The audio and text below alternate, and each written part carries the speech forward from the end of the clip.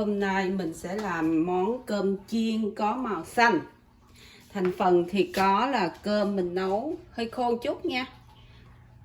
Cơm, đậu, cà rốt và đậu. Cái này nó bán sẵn trong hộp, nếu không có thì mình mua cà rốt về mình sắc với green bean thì ok.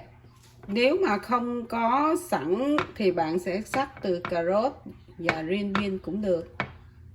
Và đây là soy sauce. Soy sauce bạn mua cái loại này nè, nó chiên cơm nó ngon.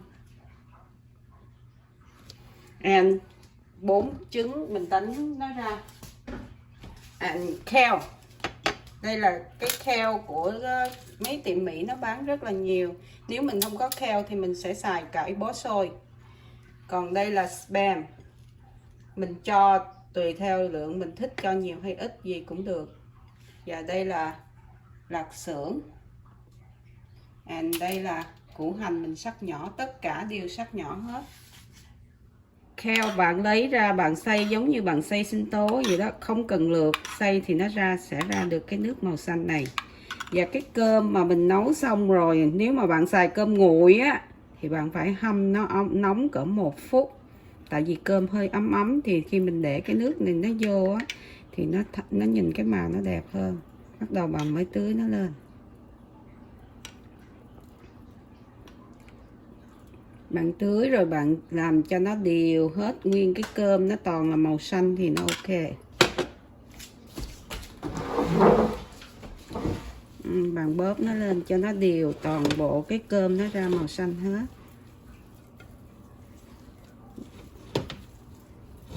Cho nên cơm mình nấu hơi khô một chút thì khi mà mình làm cơm chiên thì nó ngon hơn.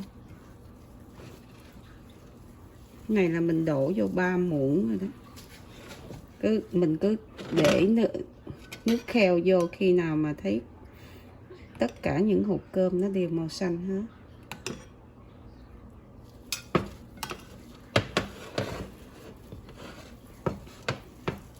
Phải nó hơi ấm ấm nha, cơm phải hơi ấm ấm, nếu nguội quá thì nó ra cái màu không mấy đẹp.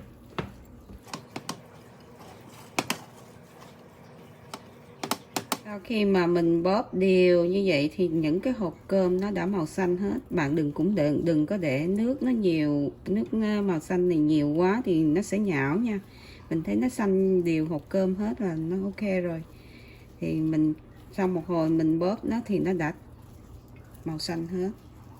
Ok, chuẩn bị bắt đầu mình chuẩn bị chiên cơm. Ok, bắt chảo lên bếp và mình mở lửa lên cỡ number 8 và sau đó mình đổ vào đây dầu ăn mà dầu bắp á,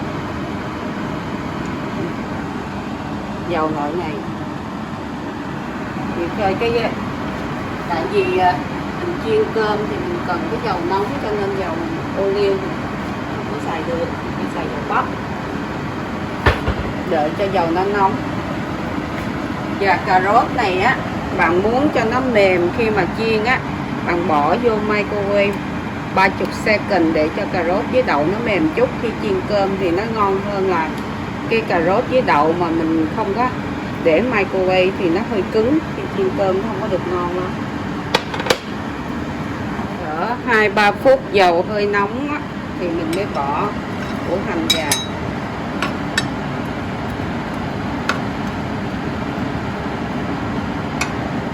Thấy dầu bắt đầu củ hành nó đang thân màu thì mình cho vào lạc xưởng và spam, cho tất cả các thứ vào và cho luôn cà rốt với đậu vào. Mình xào cho những cái này nó săn rồi, nó chín đều cho nó săn.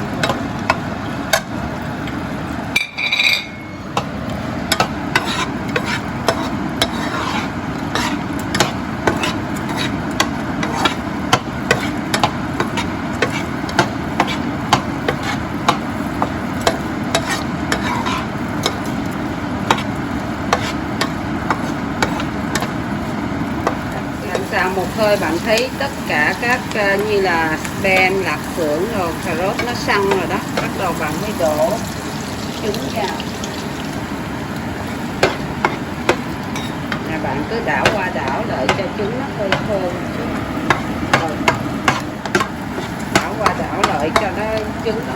Như vậy xong rồi là mình mới bắt đầu để cơm vào.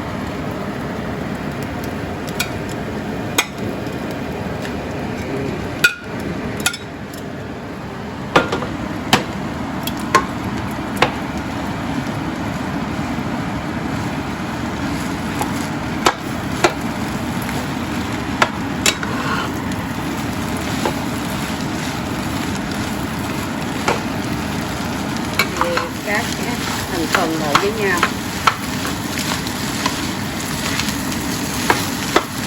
Lửa cao á, tại vì cao để làm cho cái cơm nó khô. Sau đó mình cho nước sốt vào. Nước sốt này mình cho vào cỡ 1 muỗng, cỡ nửa muỗng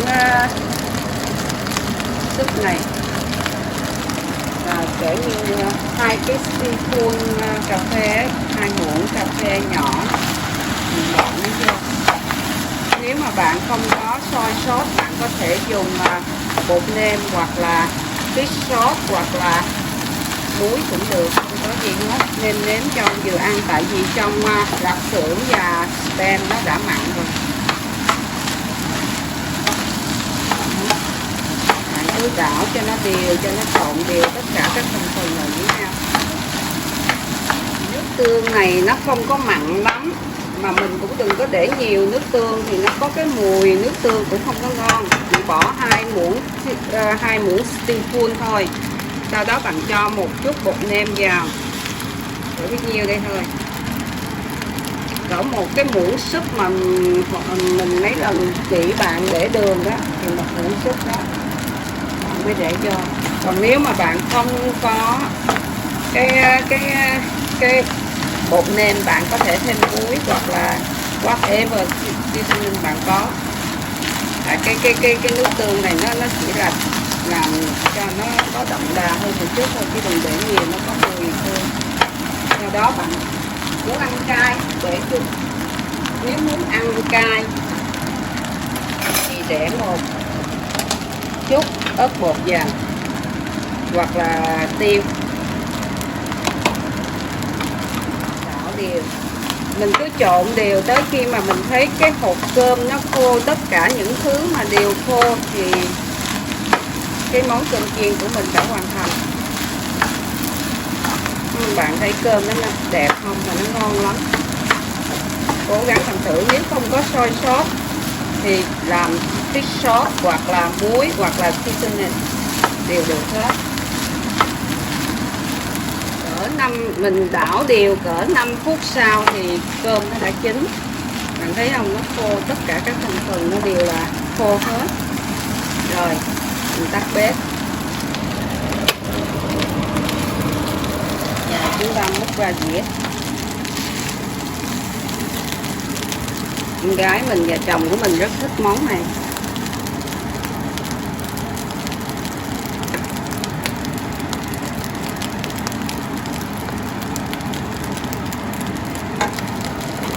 Và món cơm chiên màu xanh đã hoàn thành.